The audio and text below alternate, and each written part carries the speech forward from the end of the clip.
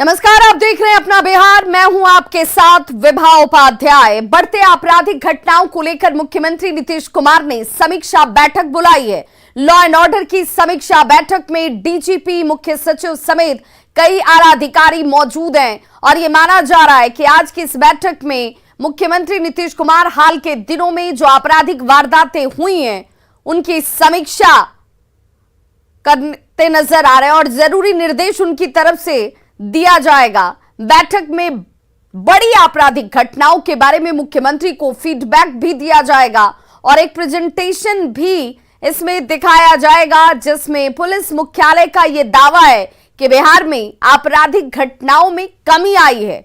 हालांकि बीजेपी प्रदेश में हो रही आपराधिक वारदातों को लेकर सरकार पर लगातार हमलावर है। तो बिहार में बढ़ते अपराध को लेकर यह समीक्षा बैठक बेहद महत्वपूर्ण हो जाती है, जिसमें मुख्यमंत्री नीतीश कुमार इस पूरी बैठक को इस वक्त संचालित करते हुए मुख्य सचिव, डीजीपी समेत कई आला अधिकारी इस बैठक में मौजूद हैं। सीएम आवास में यह समीक्षा बैठक इस वक्त होती हुई यह समीक्षा बैठक इस वक्त चल रही है, जिसमें कैसे अपराधियों पर लगाम लगाई जाए। हाल के दिनों में जो बड़ी वारदातें अपराध की हुई हैं उन आपराधिक वारदातों का जिक्र भी यहां पर किया जाएगा। लॉ एंड ऑर्डर को लेकर नीतीश कुमार इस बैठक में कई जरूरी दिशा निर्देश भी दे सकते हैं, जिसकी संभावना जाहिर की जा रही है। लगातार चूंकि विपक्ष जो है वो सरकार को कानून व्यवस्था को लेकर घेर रहा है, बार बार सवाल उठाए जा रहे हैं और इसे लेकर आज की यह समीक्षा बैठक बेहद महत्वपूर्ण हो जाती है। तो लॉ एंड ऑर्डर को लेकर समीक्षा की जा रही है। मुख्यमंत्री नीतीश कुमार ने समीक्षा बैठक बुलाई है। एक अन्य मार्ग मुख्यमंत्री आवास में लॉ एंड ऑर्डर की स्थिति को लेकर के मुख्यमंत्री बैठक कर रहे हैं। मुख्य सचिव, डीजीपी के साथ साथ कई अधिकारी इस वक्त मुख्यमंत्री आवास में मौजूद हैं और खास तौर पर जो हाल के दिनों में घटनाएं घटी हैं उन घटनाओं में क्या कार्रवाई हुई, इन तमाम चीज़ों की समीक्षा मुख्यमंत्री करेंगे। और जिस तरीके से महागठबंधन की सरकार बिहार में बनी और उसके बाद लगातार बीजेपी के द्वारा यह आरोप लगाया गया कि बिहार में जंगल राज है, हालांकि नीतीश कुमार ये कहते रहे कि जंगल राज नहीं, जनता का राज है, लेकिन इन तमाम आरोप प्रत्यारोप और बढ़ती घटनाओं के बीच नीतीश कुमार ने बैठक बुलाई है। तमाम अधिकारी इस बैठक में शामिल होंगे और खास तौर पर देखना होगा कि क्या निर्देश दिया जाता है। हालांकि इसके पहले भी मुख्यमंत्री लगातार लॉ एंड ऑर्डर की स्थिति को लेकर के समीक्षा बैठक करते रहे हैं, लेकिन आज भी वो बैठक कर रहे हैं और माना जा रहा है कि हाल के दिनों में जो घटनाएं घटी हैं उन सभी घटनाओं को लेकर मुख्यमंत्री नीतीश कुमार समीक्षा करेंगे और जरूरी दिशा निर्देश भी देंगे। शैलेंद्र, न्यूज 18 पटना। और हमारे सहयोगी शैलेंद्र हमारे साथ इस वक्त ज्यादा जानकारी के साथ सीधे लाइव पटना से जुड़ गए हैं। शैलेंद्र, इस वक्त ये समीक्षा बैठक बहुत जरूरी मानी जा रही थी, इस तौर पर भी क्या हम ये मानकर चलें कि मुख्यमंत्री की तरफ से नए कदम उठाए जाएंगे?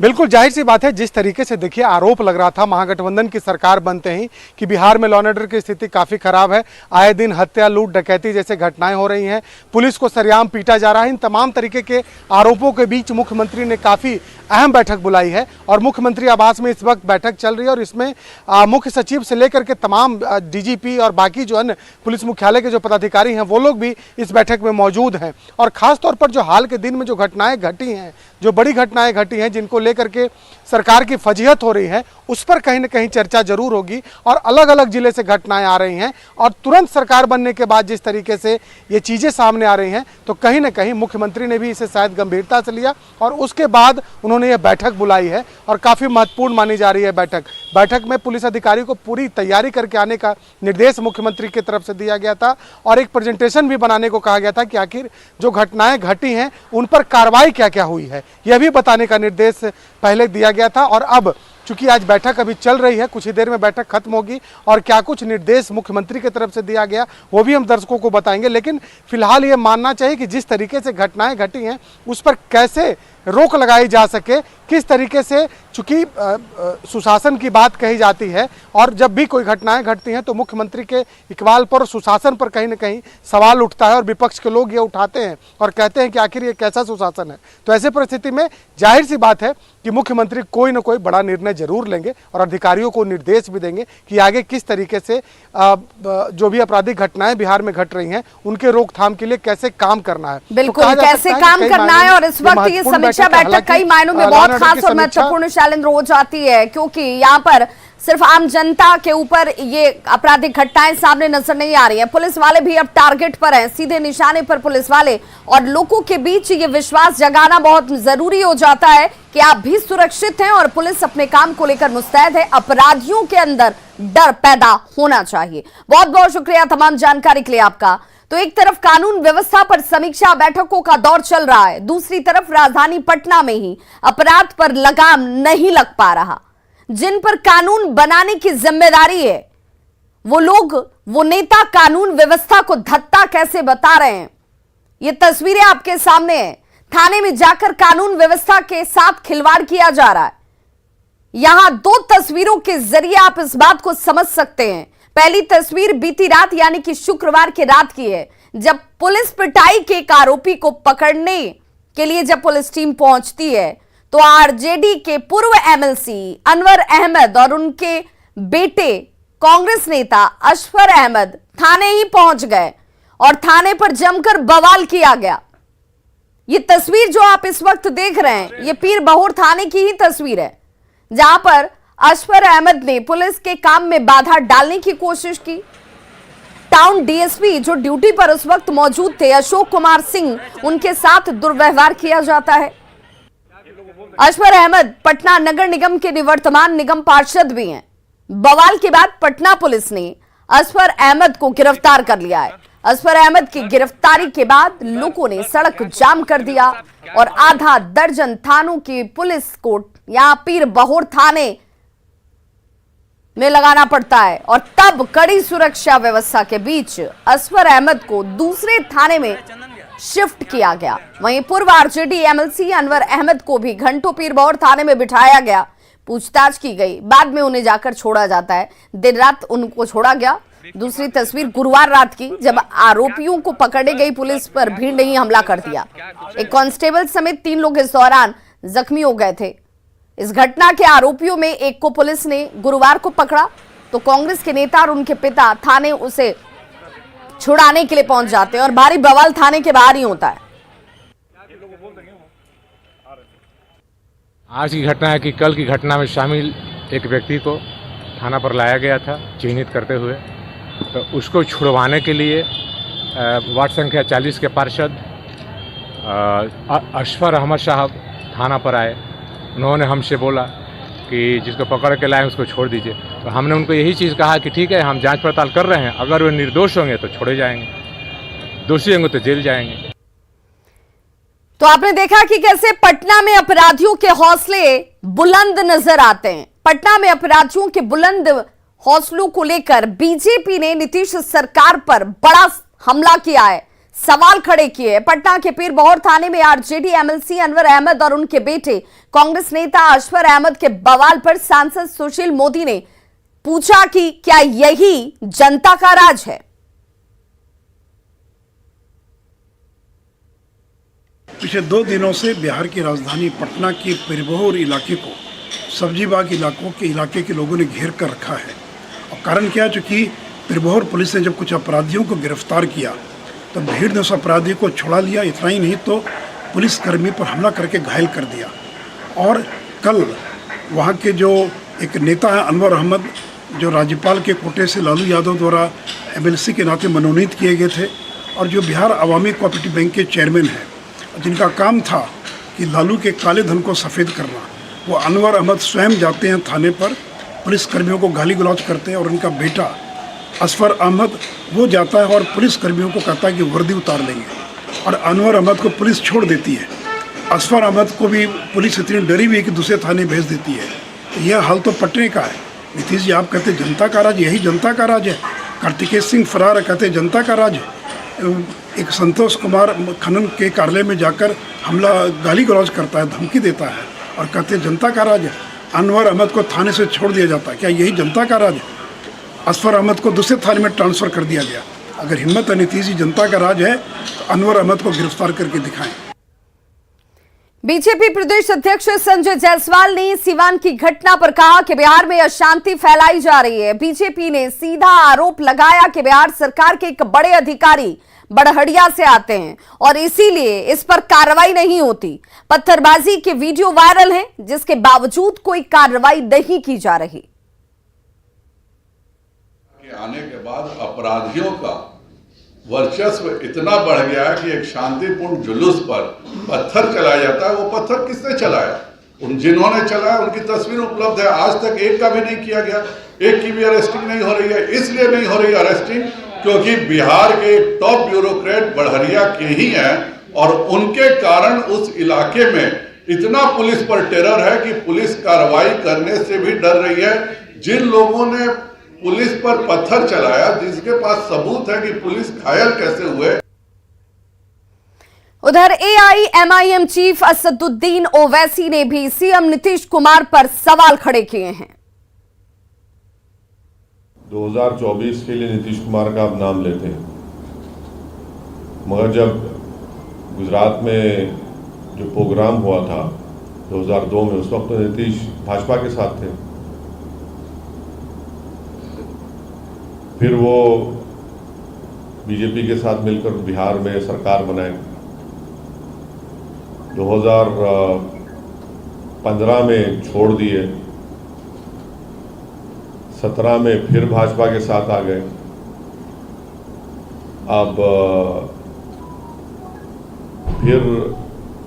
अब छोड़ दिए हैं, फिर किसी के और के साथ चले गए हैं। ये नीतीश कुमार साहब जॉर्ज साहब से शुरू किए थे, जॉर्ज फर्नांडिस साहब से। अब ये हो रहा है। और कल बिहार में किसी एक जगह पर दंगा हुआ, गड़बड़ हुई, तो एक 8 साल के मुस्लिम बच्चे को अरेस्ट कर लिए और एक बीमार जो ऑपरेशन हुआ घर में पड़ा हुआ है उसको भी उठाकर लेकर चले गए। खबर छपरा से, जहां कोपा में रंगदारी नहीं देने पर व्यवसायियों के साथ पिटाई की गई है, जिसमें 3 लोग घायल हो गए और सभी घायलों के सदर अस्पताल में इस वक्त इलाज इन सभी घायलों का चल रहा है। वहीं मारपीट का सीसीटीवी फुटेज जो है वो सामने आ चुका है। ये तस्वीर इस वक्त आपके सामने, सड़क पर संग्राम कैसे छिड़ा हुआ है, हाथ में लाठी डंडे और एक दूसरे की जान लेने पर आमादा ये लोग, सिर्फ इसलिए कि व्यवसायियों से रंगदारी की डिमांड की जा रही थी। व्यवसायी इस पर नाराज थे और इसे देने से उन्होंने इनकार कर दिया। सड़क पर ही इस दौरान युद्ध जैसी स्थिति हो जाती है। लोग लाठी डंडे से एक दूसरे पर हमला कर रहे हैं। दिन दहाड़े हो रही मारपीट के बावजूद आपको पुलिस दूर दूर तक कहीं नजर नहीं आ रही होगी। कोपा हमारा घर है। हम लोग व्यवसायी लोग हैं, हमारे भाई फौजी हैं और कुछ लोग रंगदारी मांगने के लिए आए थे हमारे यहाँ पे और हम लोगों ने मना किया तो उन्होंने हमारे साथ मारपीट की। हमको पीटा, हमारे घर के सदस्यों को पीटा और सबको डराया धमकाया कि पैसे। क्या चीज़ से हमला किया गया? जी, हमला किया गया तलवार से। दरभंगा में अपराधियों ने स्वर्ण व्यवसायी संतोष लाट से 50 लाख रुपए की रंगदारी की मांग की है और रंगदारी नहीं देने पर हत्या तक की धमकी दी गई है। अपराधियों की इस धमकी से स्वर्ण व्यवसायी का पूरा परिवार दहशत के माहौल में है। धमकी से परेशान स्वर्ण कारोबारी ने सीएम नीतीश कुमार से अपनी सुरक्षा की गुहार लगाई और अपराधियों की गिरफ्तारी की मांग की है। पीड़ित व्यवसायी ने पुलिस पर सुरक्षा नहीं देने और मामले की जांच में तत्परता नहीं दिखाने का आरोप भी लगाया है। कारोबारी को मिल रही धमकी की नगर बीजेपी विधायक ने कड़ी निंदा की और पुलिस से अपराधियों की जल्द से जल्द गिरफ्तारी की कार्रवाई सुनिश्चित करने की मांग की। देखिए, मुझे रंगदारी की धमकियां मिल रही हैं बार बार। पहली धमकी 11 जून को आई, दूसरी धमकी 22 जून को आई, तीसरी धमकी 8 सितंबर को आई, जिसमें 50 लाख रुपए की मांग की गई है। अन्यथा जान से मारने की धमकी दी जाती है। बड़े व्यवसायी हैं शहर के, जान मारने की धमकी दी जा रही है, 50 लाख रंगदारी मांगा जा रहा है। और कितना हिम्मत बढ़ गया अपराधियों का, सो समझिए। मोबाइल नंबर दिया जा रहा है, पे फोन नंबर दिया जा रहा है खुलेआम, और उस व्यवसायी पूरा परिवार दहशत में, तो सुरक्षा नहीं मुहैया कराई जा रही है। इसको हम लोग क्या कहेंगे? हम लोग जंगल राज कहते हैं तो लोगों को कष्ट होता है, सरकार के लोगों को। अरवल से बड़ी खबर, जहां अवैध संबंध की वजह से ड्राइवर की पीट कर हत्या कर दी गई है। घटना करपी थाना के कुसरे गांव की बताई जाती है। मृतक की पहचान भगवतीपुर गांव के धर्मेंद्र शर्मा के तौर पर की गई है। घटना शुक्रवार देर रात की है।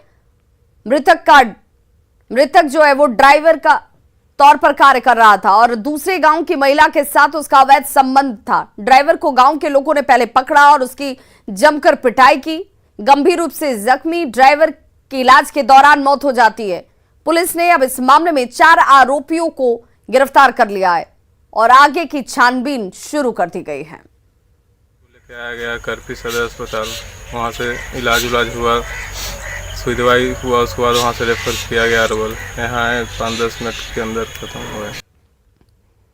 मधुबनी से बड़ी खबर, जहां पर 10 ड्रोन के साथ 2 शख्स गिरफ्तार किए गए। मेड इन चाइना ये ड्रोन बताया जा रहा है। एसएसबी ने बड़ी कार्रवाई करते हुए बिहारी गांव से इन दोनों ही शख्स को पकड़ा है, जिनके पास से 10 ड्रोन बरामद किए गए हैं, जो कि मेड इन चाइना बताए जा रहे हैं। भारत नेपाल सीमा का ये इलाका जहां से इन दोनों शख्सों को पकड़ा गया है। एक बाइक को भी जब्त किया गया।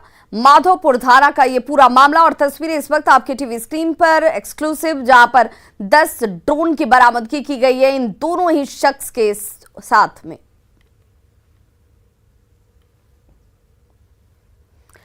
छपरा में बीती रात नगरा में महावीरी अखाड़ा मेले का आयोजन किया गया, जिसमें जमकर फूहड़ डांस किया गया। अश्लील गानों पर डांसर्स रात भर नाचती झूमती नजर आईं, लेकिन क्या मजाल की जिला प्रशासन दूर दूर तक नजर आ जाए, कोई इसे लेकर सुध ले, किसी को कोई मतलब नहीं।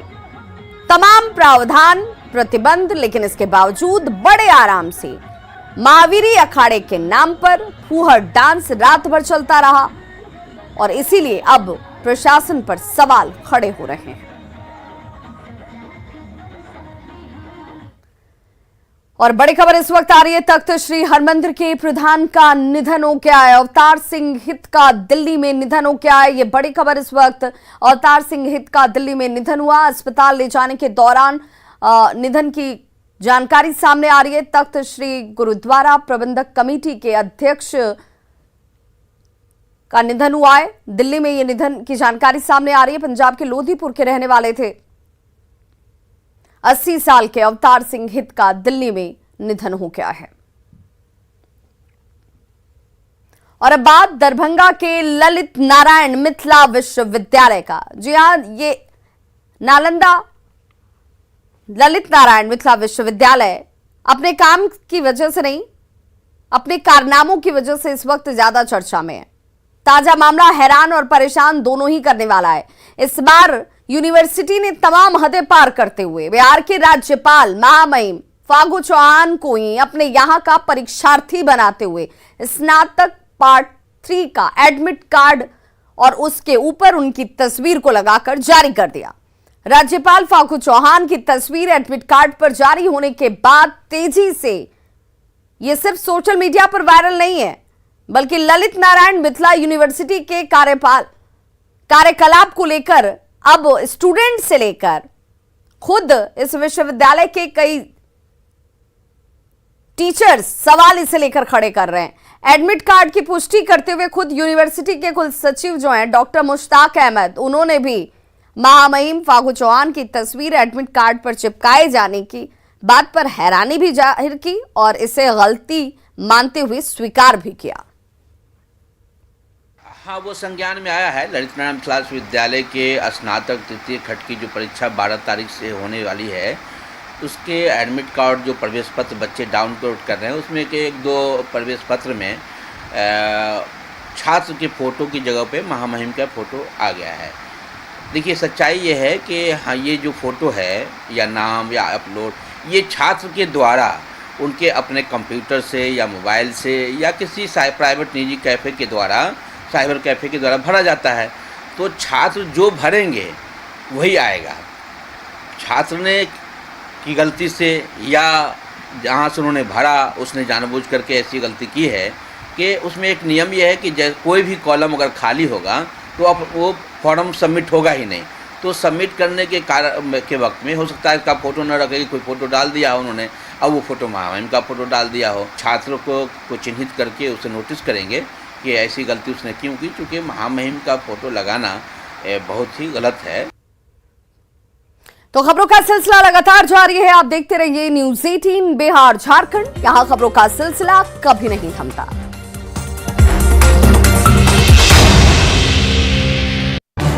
इस न्यूज हेडलाइंस के प्रायोजक पेट सफा आयुर्वेदिक